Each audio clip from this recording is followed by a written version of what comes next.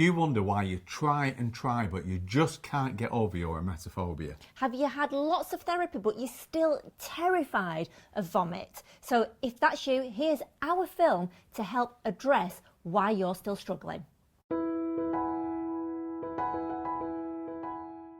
So you might have had lots of therapy. You might have had counselling. You might have had EMDR. You might have had hypnotherapy. You might have had cognitive behavioural therapy, Psychotherapy. CBT. You might have had psychotherapy. However, what we'd like you to consider is that whatever therapy you've had, no matter how many sessions you've had, any therapy is only as good as the therapist that's delivering it. Just consider, we see so many people who have emetophobia, and one of the commonalities is, I've had loads of therapy. I always ask the question, how many times have you asked any of those therapists, how many times have you cured emetophobia this week? Yeah, good question. The answer is always no, and I find that so hard to understand. If you've got emetophobia and you want to overcome it, then surely you want to go to someone who helps people overcome it all the time. It's a bit like if you drove a Rolls Royce and it broke down, you won't just take it to any garage. You would ring the garages up and say, can I just confirm, are you capable of working on a Rolls Royce and can you fix this problem? Yeah. And yet when it comes to emetophobia, people don't ring the therapist. It's so important, if you're looking for therapy, you've got to ring the therapist and say, can I ask you, how many times have you cured emetophobia this week? Yeah, I mean, I know, for example, that a barber, that they know how to cut hair, but I still wouldn't go to a barber to have my hair cut or coloured because that's not their area of expertise. I think it would come out looking a bit different. Yeah, so the point is that you might have seen therapists that are great, but they just might not be great with emetophobia, and then you blame yourself and think that you're broken, and that is never the case. Yeah, and then you go from therapist to therapist to therapist, and you just feel worse. Yeah. The fact is, emetophobia is a complex phobia, and you might find someone who cures lots of phobias, but if they're only simple phobias and emetophobia is complex phobia, they might not understand the mechanics and they might not be able to get you over it. So why might you still be struggling despite having loads of therapists? Well, as we've just said, that it might be that the therapist didn't quite get or isn't quite experienced enough with emetophobia.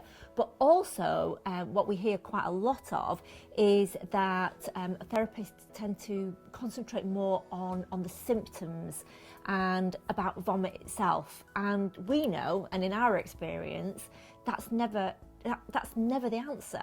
The answer is always to find the origin. Working with the symptoms won't take it away. Working with sort of potentials, well, it might be this, it might be that, won't take it away. The thing that's going to take your emetophobia away is by first discovering, locating and addressing that foundation, the way it started, how it started, what did you think, how did you perceive it, because that's the foundation. All your experiences after that is just like adding another layer, which is why if you've got emetophobia, you'll probably feel that as time goes on, it gets worse and worse and it's getting bigger and bigger. It actually isn't. It's all still sat on that same foundation, no matter how many layers is on that. So take the foundation away and the whole thing will fall down and you will be free from your phobia. That's so right, and that's exactly what we do in therapy, because we know nobody on the planet is born with emetophobia. I'll say that again, it's so important. No one is born with emetophobia. So something has happened in your life that's created emetophobia. And what we do in our therapy, we want to know, we're not interested in all the issues after that, all the problems, the things that you can't do. When did it start? You see, when we find when it started and we then challenge your thoughts that you had then with overwhelming evidence, that will change and you can overcome your emetophobia. If you want to look at some overwhelming evidence, we've got another video on this channel about emetophobia. It's about 15-20 minutes long, and it shows in there a lot of evidence that you could consider. And our process really, because I know that when people come and talk to us, particularly like at our workshops, we have a lot of people that come to our workshops that do get cured actually at the workshop, and they'll come over to us and they'll say, well, I can't do this and I can't go here and I can't eat that, and they tell us all these symptoms, and we've got to sort of say, whoa, stop. Telling us the symptoms isn't going to fix the problem. When did it start? When did it start? And then we challenge to break that foundation apart so the whole thing falls down. We also consider, and this is something that you must consider too, positive intent. And what I mean by that is just double check that there is no positive intent to keep that phobia. Now that positive intent might be that as a child you got attention from it, so that would also then need to be addressed, because that could still be residual and you could still be holding on without even realising.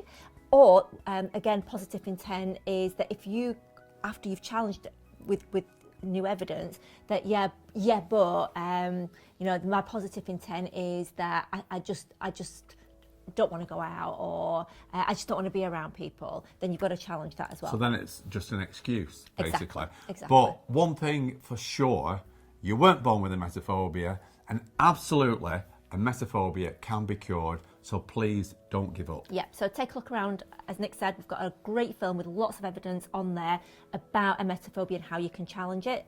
So do subscribe, because we're always adding new films. And maybe you'd like to come along to one of our workshops and meet us and have a chat with us in person. And if that's the case, then do drop us an email to events@speakman.tv.